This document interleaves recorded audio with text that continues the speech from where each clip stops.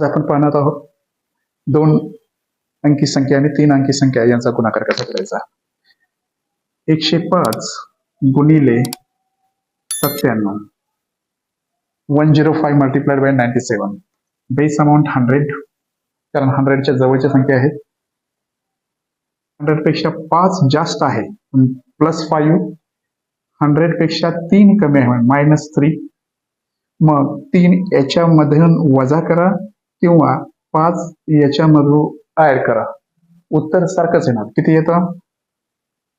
102, 102 यांचा गुणाकार करा, 15 येतो. पण मायनस प्लस मायनस याच्यावरती 2 शून्य द्या आणि ह्यांचा गुणाकार जो आलाय तो ह्याच्यातून मायनस करा.